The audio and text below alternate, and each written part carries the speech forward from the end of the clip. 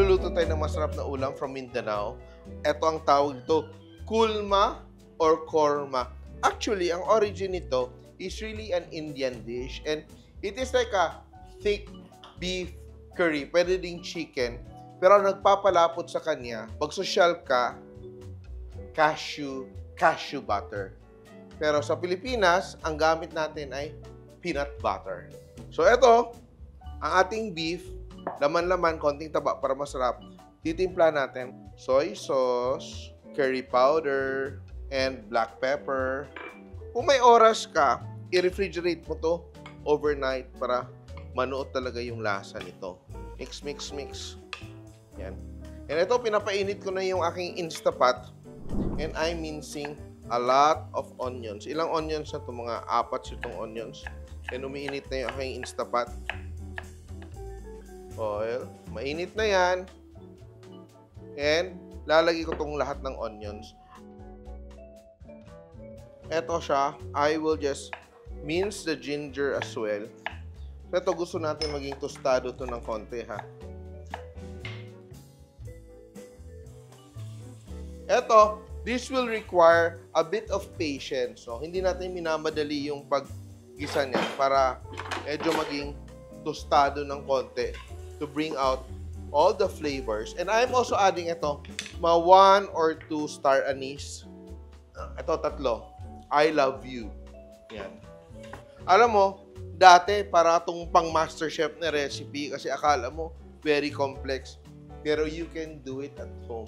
Simple lang. Diba? Ang gamit na natin, chicken curry, meron tayo sa bahay. Tomato sauce, meron tayo sa bahay.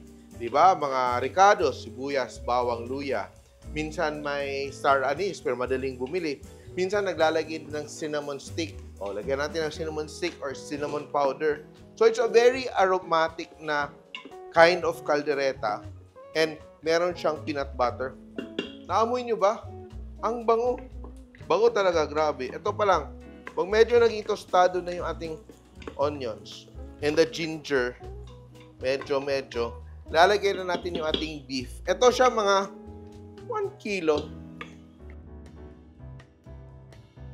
And ito, pwede mo naman siyang i-sear. Pwede na natin siya i-sear.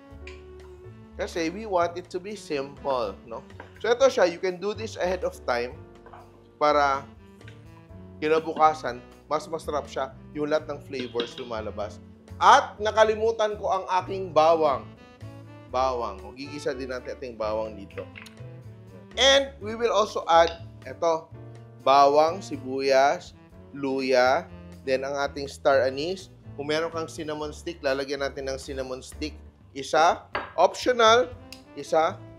Then, we will add our tomato sauce. Yung tomato sauce will also help the beef become tender. Diba? Water, lily. And water. Not too much, ha? Tingnan mo. Kasi gusto natin thick siya. Not too much water. Tama na, tingnan mo. Hindi sabaw yung ginagawa natin, ha? And now, lalagyan natin siya ng ating base flavors. Of course, ating Maggi Magic Sarap. Hindi na tayo gagamit ng kung ano pa. Ito na will give it the signature linamnam. And maganda dito sa Maggi, especially for non-pork eaters, and especially sa ating mga kapatid na Muslim sa Mindanao, this is halal. O, diba? So, we will just add our Maggi. Spread it there.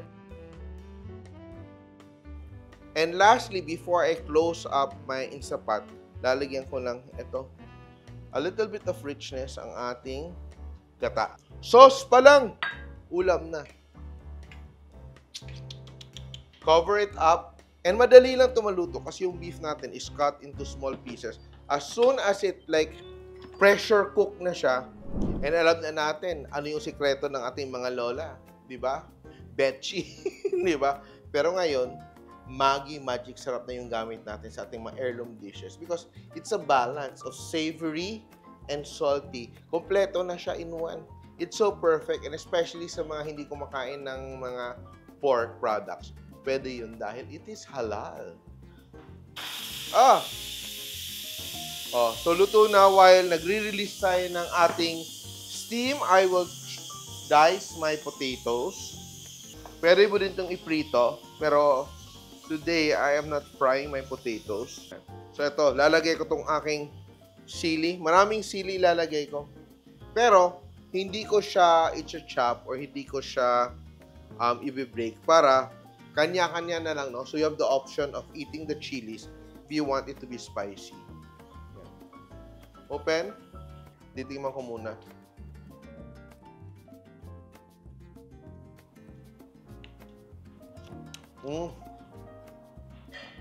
Masarap na siya.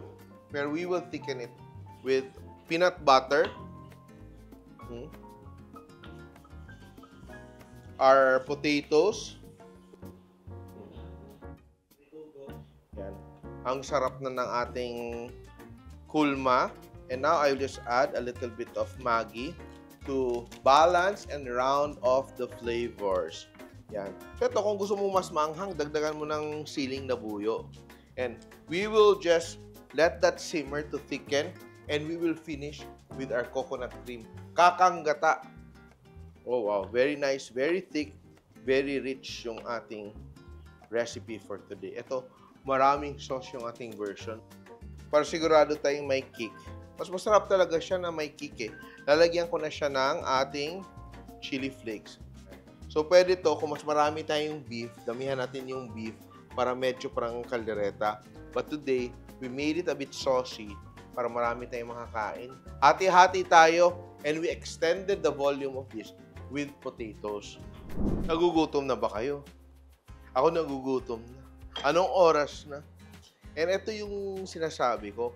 Pwede mo siyang lutuin hanggang talagang medyo mag-render na yung nagmamantika na. Pero ito, nasa tamang level lang siya. Ha? Parang creamy and saucy pa rin yung ating kulma. Pero, malambot na yan. Hindi yan nadudurog, pero pag kinain mo, malambot siya. And ang patatas natin, perfect na rin. Look at that. Di ba, dumami yung ulam natin. Maraming sauce. It really looks good. Wala nang karne. Pero dito ako kukuha ng sarsa. Sarsa pa lang.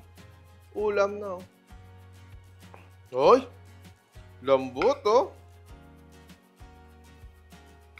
Tikman natin.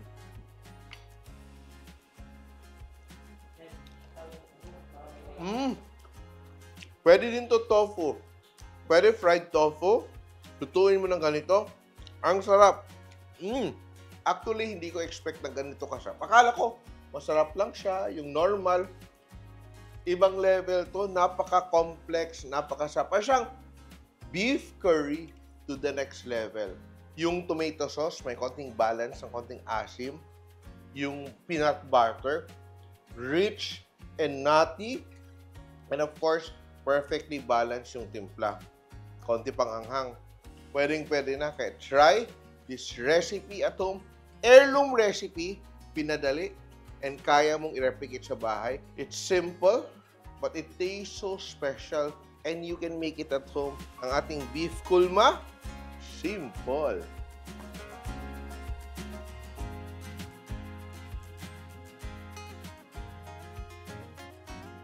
Simple.ph. Living made simple.